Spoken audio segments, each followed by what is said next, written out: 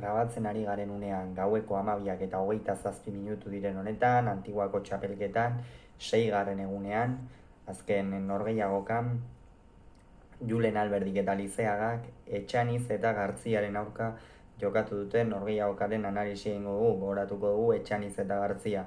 senar eta Lazkozen ordez etorri direla Antiguora eta ez dute irabazterik izan, naiz eta iruditxukuna eman duten. Aldiz, Julen Alberdi eta Lizeaga multzoko lehen lekuan geratu dira eta honen bestez finalerdietan. Ja da, bederatzi tantu egin da ere finalerdietan zeuden, baina bederatzi 22 ere egin dituzte, beraz finalerdietara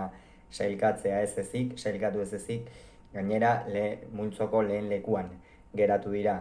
Partidak bi zati izan dituela esan dezakegu, alde batetikan lehenengo zatian ikusi dugu batez ere Etxaniz oso gustagarri, bera ere ikusten zen gainera gustura ez zegoela kantxan, norgehiagokaren amaieran eman dituen adierazpenetan ere aipatu du, ezta, nola frontoia bere ezaugarrientzat eta aurrelari trebea denez, eta abar oso egokiak zirela, eta halaxe demostratu du partidaren lehenengo zatian, 5 eta 2 ere aurreratu dira. Gero ordea, pixkanaka Lizeaga ere atzeko kuadroetan nagusitzen joan da, eta Julen Alberdik aurrean jokoa asko nahasi du, eta horrek pixka bat Etxaniz itzali egin duela esan dezakegu. Gero 17 eta 9 ere aurreratu dira gainera, Lizeaga eta Alberdi, eta hor izan da partida hautsi den unea, ezta, Lizeagak erabat atzean dominatu duenean, Gartziak errebote ingurutikan pilota asko eman behar izan ditu, eta horrek noski Julen Alberdi biabaguneak sortu, eta Ander Etxanizi aukerak kendu egin dizkio, eta hor Alberdi ongi baliatu ditu bere aukerak, eta tantoak amaitzeaz gain hor aurrean ere jokoa oso ongi nahasi du, Ormabikoen bitartez, Dejaden bitartez, gero ere Lizeaga gainera hainbeste dominatzen ari zen, oso gainean zeukala Etxanizek ez, eta horrek ere pixka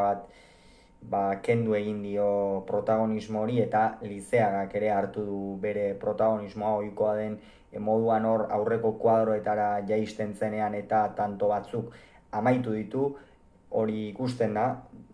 gustatu egiten zaie hori noski atzelariei eurek ere distira ateratzea, eta Lizeaga gaurkoan ere horixe bikain egin du, ez dakit 2 edo 3 tantu egin dituen hor aurrean, baina benetan ederrak izan dira tantu guztiak, eta horixe lehen lekuan sailkatu dira Julen Alberdi eta Lizeaga,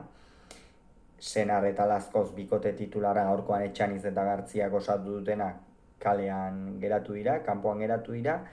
eta honen bestez, Alberdik eta Lizeagak 22, Etxanizek eta Gartziak 13, hauxe izan da esan beharreko guztia, hurrengoan gehiago izango duzuek Kirolunea kanal honetan, bitartean on izan, agur.